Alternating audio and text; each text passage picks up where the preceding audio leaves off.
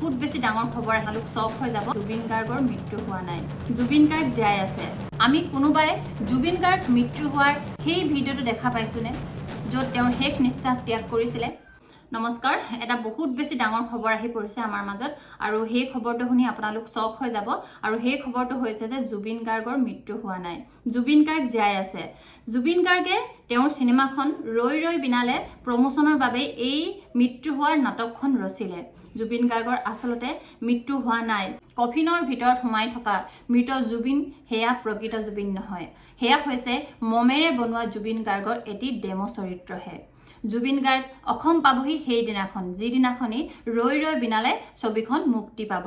আমি কোনোবাই জুবিন গাৰ্গ মৃত্যু হোৱাৰ সেই ভিডিঅ'টো দেখা পাইছোনে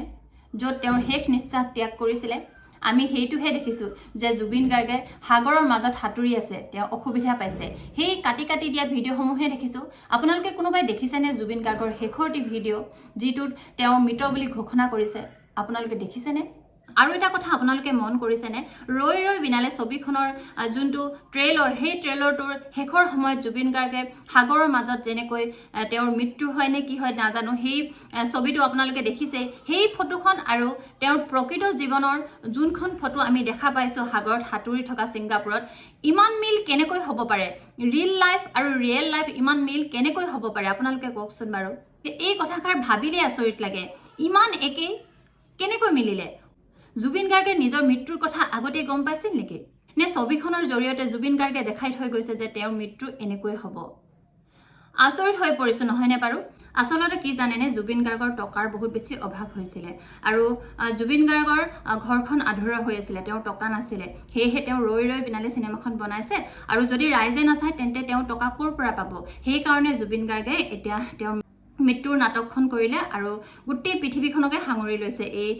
বিষয়টোৱে গম পাইছেনে গতিকে জুবিন গাৰ্গৰ মৃত্যু হোৱা নাই জুবিন গাৰ্গ আহিব আৰু জুবিন গাৰ্গে ৰৈ ৰৈ বিনালে সিনেমাখন যোনদিনাখনি 31 অক্টোবৰত যেতিয়া ৰিলিজ হ'ব সেইদিনাখনিয়ে জুবিন গাৰ্গে ক'বহি যে মই জীয়াই আছো মোৰ মৃত্যু হোৱা নাই মই কিবা কিবা কাৰণত আপোনালোকৰ আগত এই নাটকখন ৰচিবলগীয়া হ'ল এনেকৈ মই যে আপোনালোকৰ আগত কৈছো এই কথাষাৰ কিন্তু মই কোৱা নাই এই কথাষাৰ বৰ্তমান ছ'চিয়েল মিডিয়াত কিছুমান মানে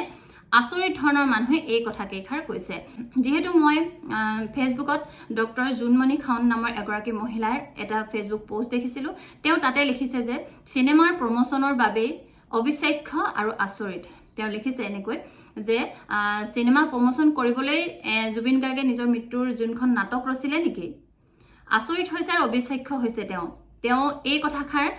হয়তো আবেগিক হৈও ক'ব পাৰে আৰু হয়তো তেওঁৰ হাতত কিবা সত্যতাৰ প্ৰমাণ থাকিবও পাৰে তেওঁ কি উদ্দেশ্যে লিখিছে এতিয়া অসমৰ ৰাইজে জানিব বিচাৰিছে বহুলোকে সুধিছে তেওঁক যে আপুনি এনেকৈ কিয় কৈছে আমাক আপুনি কনফিউজ নকৰিব আমি বহুত আবেগিক হৈ আছো কি হৈছে কথাষাৰ কওক আৰু বহুলোকে কৈছে যে জুবিন গাৰ্গ ইমান মূৰ্খ মানুহ নহয় জুবিন গাৰ্গে টকাৰ বাবে জুবিন গাৰ্গে কেতিয়াও এনে কৰ্ম নকৰে নিজৰ মৃত্যুৰ আৰু নাটক ৰচিব জুবিন গাৰ্গৰ কাৰণে এমাহ দিন ধৰি আজি অসমৰ ৰাইজে যিমান কান্দিছে যিমান প্ৰতিবাদ কৰিছে গৰিমা গাৰ্গৰ কান্দি কান্দি অৱস্থা বেয়া হৈ গৈছে সেইবোৰ কি নাটক হ'ব পাৰে নেকি আচৰিত মানে কিছুমান মনৰ মানুহ আচলতে থাকে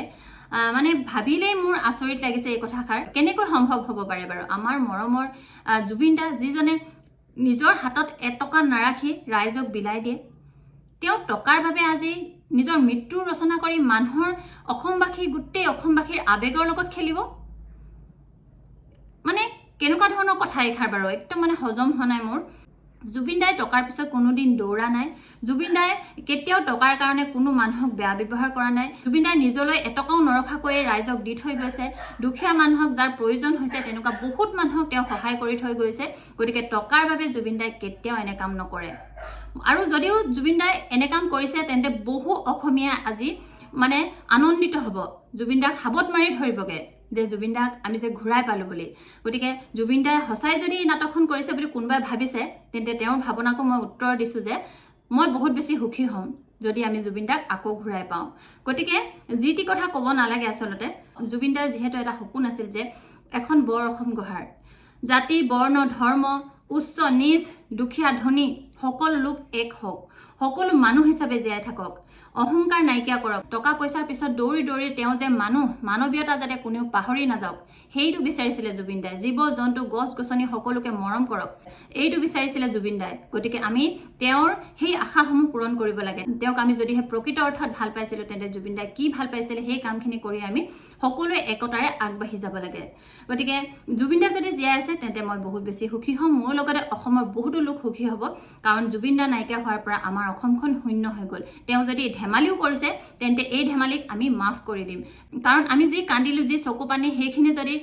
এনেও গৈছে তেন্তে আমি অকণো দুখ নকৰো কাৰণ জুবিন দা আমাৰ কাৰণে মেইন জয় জুবিন দা গতিকে আপোনালোকে যিকোনো এটা কথা কোৱাৰ আগতে ভাবি চাব আৰু লগতে জুবিন দাৰ যিটো সপোন আছিল ৰৈ ৰৈ বিনালে চিনেমা এতিয়াতো গোটেই এডভান্স বুকিং শেষ হৈ গৈছে 5-6 তাৰিখলৈকে গতিকে সকলো ওলাই হওক সকলোৱে চাওক ৰৈ ৰৈ বিনালে আৰু তেওঁৰ সপোনটো পূৰণ কৰক ধন্যবাদ